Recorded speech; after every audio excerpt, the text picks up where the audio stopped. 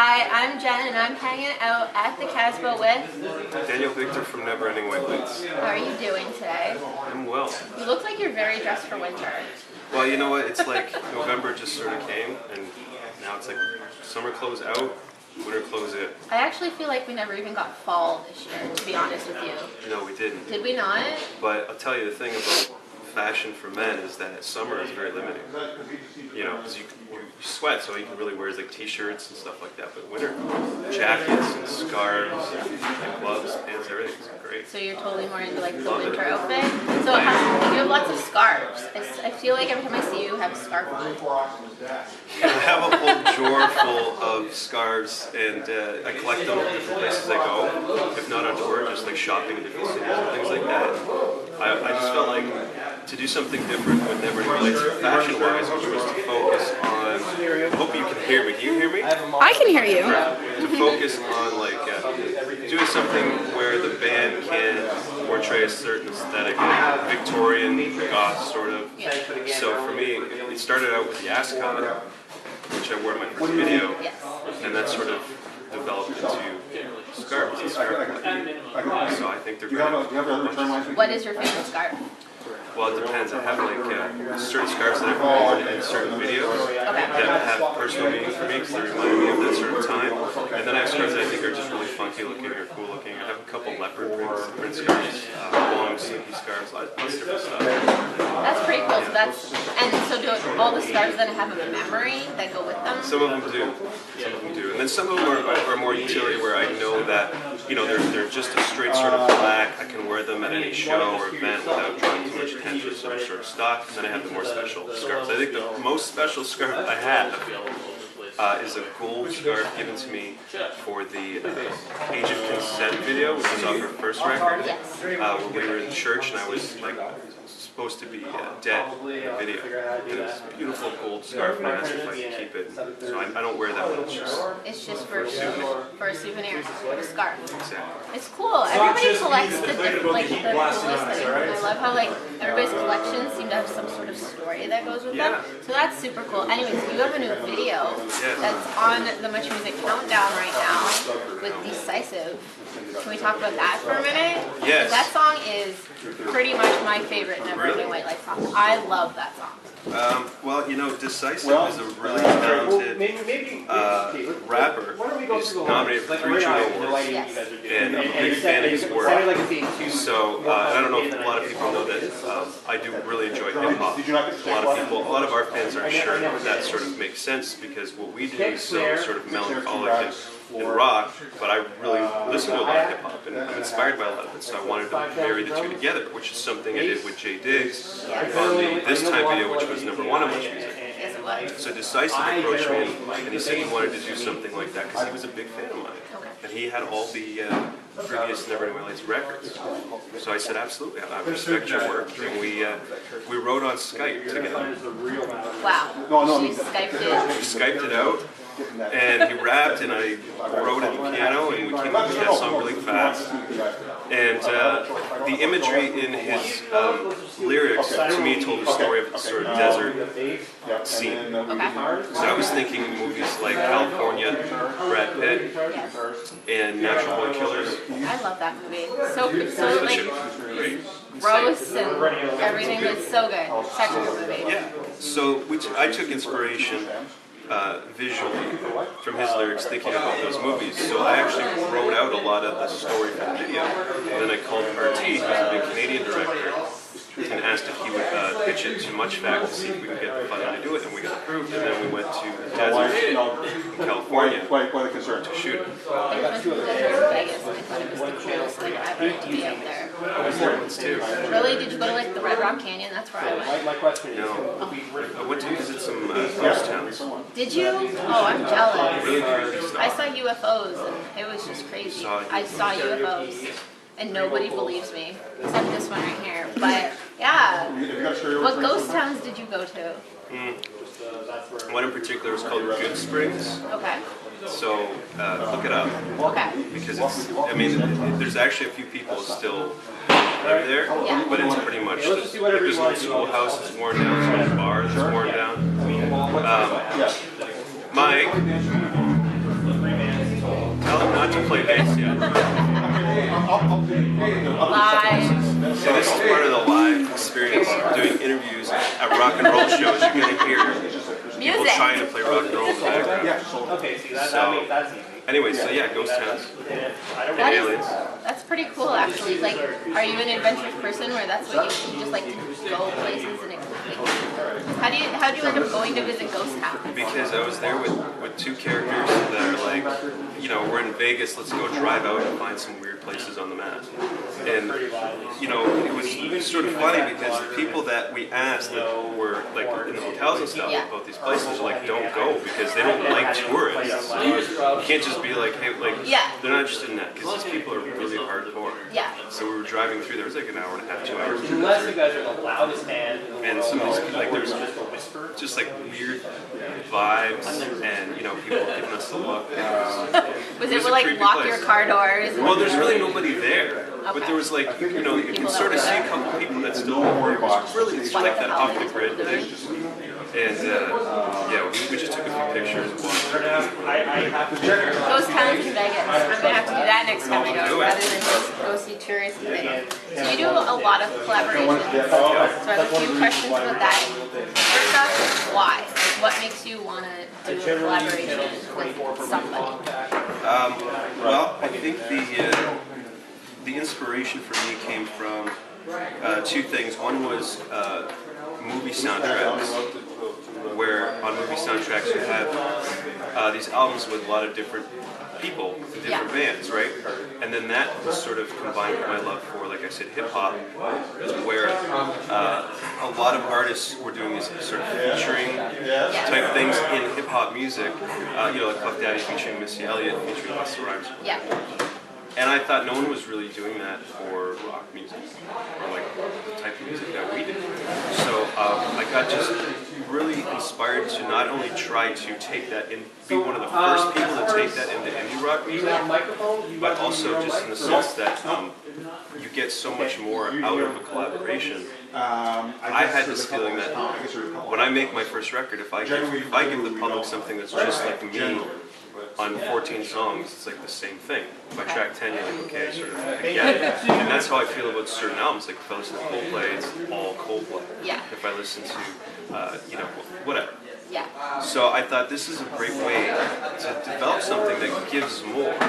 So when you buy this record, you're buying, you know, 2 dozen different flavors and characters and personalities and voices. So that was my goal. I set out to do it with my first record, Act 1. And, you know, for some odd reason, landed all these amazing collaborations in Art and Peace and From Your 11 and City Color.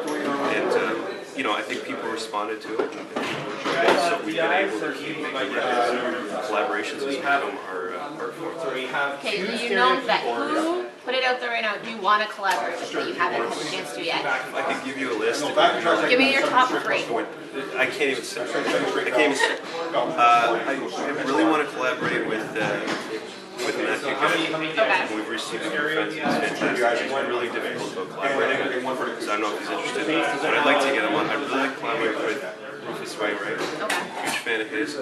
I'm somewhat in the works of collaborating with the lead singer of the Deftones. I'm a big fan of his. Some sort of working with him. And on the hip hop end, you know, I'd really like to do a track with Kanye West. Kanye. Yeah, so Kanye. Call him. If you're listening. That would be pretty incredible, actually. Well, he's got some great material, like his 808s and Heartbreaks record is fantastic. So I feel like he's got a sense of the melancholic side, and I just feel like we could do some really interesting things. And who knows? I mean, you know, that's a whole other ballpark. All right, so you've named your albums like Act 1, Act 2, Act 3, 3 Part 2. Appendix A. Are you telling, like, do you do that? Because I feel like when you say act, it's like a play. Yes. So are you telling a story in every album, and what's like going to be like Act 4 type of thing?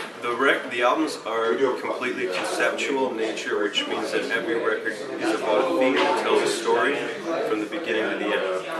And every album so far, Act 1, 2, and 3, has a different theme itself. So the first record was about existence and spirituality. The second record was about everlasting life, sort of vampire love story. And Act 3 was about tragic love. So each song within those themes has its own sort of story. So to me, it's kind of like a play with scenes, which are the songs, and then acts, which sort of cut the whole play. As long as there's some kind of something with a tap. So is the play going to end one day? Like, do you see an end for the play? I don't know. And then the play ends at the end of Neverending White Lights? Or are you just going to keep going? I think because it's never ending, I think honestly, like, there could be as many acts as I can physically make for the rest of my life.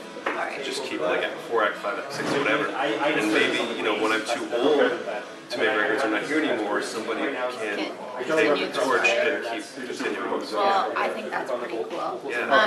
Since you do all like the collaborations on all your albums and then you tour, you can't tour with every single person clearly that you played with. So what is the difference for you, like the studio versus like the touring? Like how do you make like people still want to come see like the show, even though they know like Dallas is not going to be there? Yeah, well, he has been a couple times. Yes. We've been fortunate to have Dallas. We've had pretty much Rain from Our Lady Peace, and we've had I have Finger Lemons. the last gig I did was Saturday, the show on Sunday and Monday. I don't know what happened. We've had Jay Diggs, we've had obviously Ben Stars, I was looking at that. we've had a good handful of artists, but you can't really put them in a suitcase and Pack them up and No. tour. so what we have to do is learn how to perform these songs in a live environment in a different way than you hear them on the record. So there's two parts to that. One is to make them more interesting, so they're more energetic, they're more rock, they're more edgy, and I think they sound a little bit faster and bigger. And then the other side is not by not having the vocalist. Sometimes I like to get people I know to help us out. Like I've got Evan Conrad from Ben Stars from Vancouver, so he's going to be doing a lot of the stuff, the more ethereal stuff, like what Dallas Green would sing, what Jimmy Nickel from Hours would sing, that type of stuff, and then I'll do the stuff that's a little bit easier. Because I'm not, like, I've never been the person to go up on stage and be the singer. Like, I was the producer and the writer. And with Act 1, I mean, that's all I did. So live, I have to take that role. So I hope that my fans understand that what I'm doing is delivering the songs to them, delivering my work to them. I'm not trying to be Dallas Green or anybody else that sings these songs. I'm just saying, this is our song, this is my song, and this is how we're going to present it to you. Well, I've seen you play, and I think you're awesome. Thank you. I saw you play. I think the last time I saw you play was like a Canadian Music Week last year, the year before. Yes. When you played like Toronto. every night. I think one Canadian Music Week. Yeah, we did. It was crazy and it was awesome. Wow. So what influences you to, in your daily life, that you would put into your music to tell these stories? I was influenced by different things on each different record. The first album I think was the most inspiring for me to make because I had my whole life to be inspired to make my first CD, right? So at that time I was studying a lot of worldviews actually at university, and I spent a lot of time contemplating literally the notion of existence and religion and spirituality and what it means to even to be here and to think and all these sort of philosophical topics. So I started writing these types of things, and that's sort of where the name Neverending White Lights came from, which is this idea of a soul, a light that goes on even after death, where the human form stays here on earth, but the soul goes somewhere else. So that's where I covered the first record, which in turn inspired me to look at ghosts for the second record. So it's like one thing inspired It's exact, next. but I did scrap the ghost thing because I had some haunting situations in and around the studio. So then it was no go. So some terrible stuff was going on, and I had to break my tradition. So I looked at some other themes, and I was inspired then by everlasting life and the idea of living forever and sort of vampire love stories. But that was before Twilight. I was have gonna to say, note did that. This Twilight look at the date on that influence record it? because I started that record in 2006. What year did Twilight come out? I have no idea. I'm not a Twilight fan. So, Victoria, we were- when did Twilight come out? I just read the books. We were ahead of that, just for the record. But and then the third record, Tragic Love, was inspired by the idea of, the experiences I've had with love in my life, and sort of milking the tragedy out of it as opposed to the good parts of it. So, and then the next record, I'm not sure what's going to inspire me. Okay, well, all of your songs that you've released as singles have pretty much become like huge hits in Canada. Two. Well, you know, the next one will totally get #1. But do you feel pressure or put pressure on yourself to like write a hit? Yeah. Or there's what happens? 3 types of pressure that come from having a successful song. My first single was a big hit in Canada, which went gold and sold a lot of records and all this sort of thing. So the problem there is, #1, you realize that there's a certain amount of income that comes along with that you're going to have to keep that up if you want to be able to eat and live and work. So now that you put pressure on yourself to literally have a job, right? The second type of pressure is pressure from fans who love that song or love this type of work, where you have to give them, you feel you have to give them something that's up to their standards after you've already set the bar. And then the third type of pressure is the artistic pressure that an artist can place on himself, where I found that, okay, I have to outdo what I did this time. I made Act 1, I got these artists, I wrote these songs. The next record has to be better. Because, you know, if I wrote those songs when I was 22, and I'm going in and writing at 25, I have to have improved. Like, my playing has to have improved, my writing has to have improved, so I have to find a way to, you know, push myself to the next level. So then there's pressure on yourself. And then there is a fourth pressure, and that this is an industry pressure that comes from your record companies, who are only interested in, you know, more or less making money off of it. So they don't care if I bring them a 10-minute opus about, you know, ghosts having sex. They're not interested in that. They want to know if they can pitch a song that the public's going to like, that will sell records so that they can make money. So they pressure you to keep the money rolling in the product rolling. So there's all these sort of different pressures that happen after you do have some success. And that crippled me for my second record. And I learned, actually, and my third record, but I've now learned how not to worry about any of that. It just, the only way great songs are going to happen is that you just do what you feel, and you don't listen to your fans, you don't listen to people say, oh, you don't sound like your first record anymore, or this song doesn't sound like your first single. You know, you have to do what you like, and not worry about selling records, not worrying about fans, not worrying about industry, and the best songs are only going to come from that. That is such a good answer. Wow. Okay. Now on to something totally opposite. The holidays are coming up. You're playing a few special holiday shows in Toronto. Yes. What are things that you do for the holidays that are special to like your family? Well, that's my favorite time of year, next to Halloween. Okay. Definitely love Halloween, but Christmas is huge for me. I like the tradition of it, and I like the family aspect of it. I'm very close-knit with my family. I come from a small town, so everything in that community to me, oftentimes when I'm on tour or away, when I come home to Windsor, Ontario, it just feels so warm to be around so many things that I grew up with, and family and friends and things like that. So we have a very traditional, you know, family Christmas Eve and Christmas Day, and there's certain things I remember since I was a child that they're always, that's the spirit of those things are always going to be there, even if you're an old person. You still remember that sort of Christmas magic that happens. You know, you believe in Santa when you're a kid, and when you're an adult you realize that everything's bleak and doesn't exist. But there's still that magic of Christmas, because when you have kids, you do pass that on to your kids too, and you can watch that. I don't have kids yet, but I can already sense that I'm going to get a lot of joy from that. So I like the tradition aspect of it, and I'm not much of a Christmas shopper. I'm not into the I'm such a Boxing Christmas Day shopper, madness. but I like to shop for other people. I love Keep me buying away presents.